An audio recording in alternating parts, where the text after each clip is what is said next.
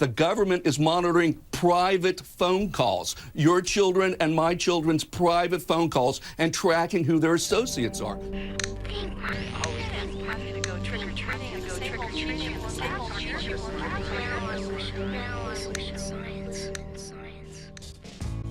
This June, we learned that our private lives are no longer private. The U.S. government is secretly tracking the emails, purchases, text messages, location, and phone calls of people all over the world. Ed Rooney. Ann, this is George Peterson. With code names like PRISM and X-Keyscore, this network of monitoring programs is just one part of the largest surveillance system in history. This open-ended surveillance system is illegal and operates in total secrecy. Under this system, the government can know where you've been, where you are, and where you're going. The program was only exposed when former NSA contractor Edward Snowden leaked documents detailing the extensive data collection. I've got information, man. New shit has come to light. The president, the NSA, and their lawyers have tried to deflect public outrage by distorting the facts and misleading the public about the process. U.S. courts have never allowed the government to run a spying program of this scale. So how did this happen? Well, let's take a step back for a minute. America's founders hated oppressive British surveillance and unreasonable search and seizure. The issue here is independence.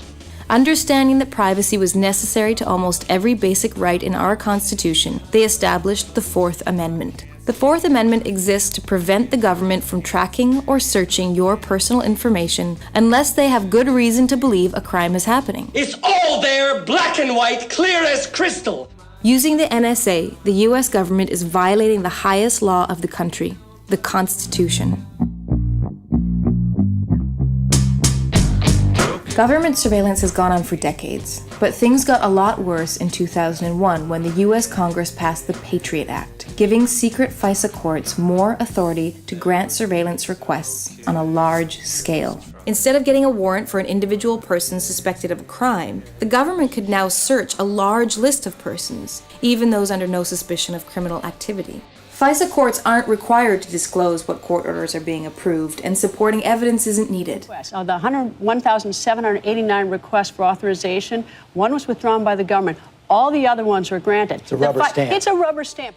All of this is protected by secrecy, with no system for checks and balances. If the NSA is collecting information on you based on what you read or the websites you go to, you'll likely never know or get to stop it, no matter who you are. Programs like PRISM completely ignore the purpose of warrants while claiming to work within the law. The U.S. government has turned the internet we love into something it was never intended to be, a tool for surveilling everyone.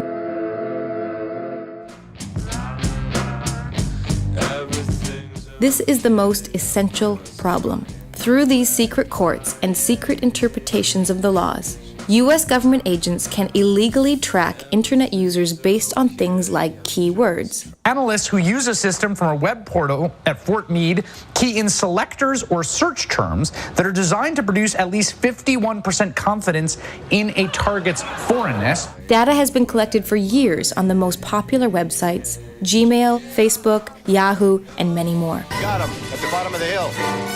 There's thousands of words that the government tracks. Words like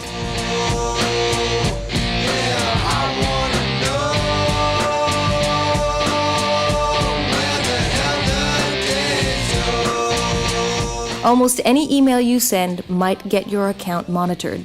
This kind of tracking can make you second guess what you say. That's why mass spying is unconstitutional. Abuses are inevitable and data leaks are already happening.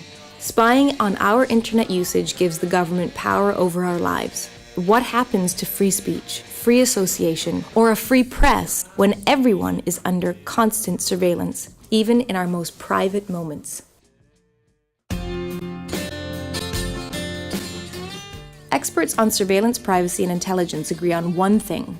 The NSA, President Bush, and Obama and their secret courts are interpreting multiple laws in a way that most Americans would find shocking. This is allowing the kind of surveillance and collection that the Constitution was not meant to allow. These programs break the law. They violate the Fourth Amendment and they strip us of our privacy. The U.S. Constitution was written to prevent government surveillance programs like PRISM. It's up to us to demand that these ideals be upheld. Help us stop the NSA, restore the Constitution, and keep the world free.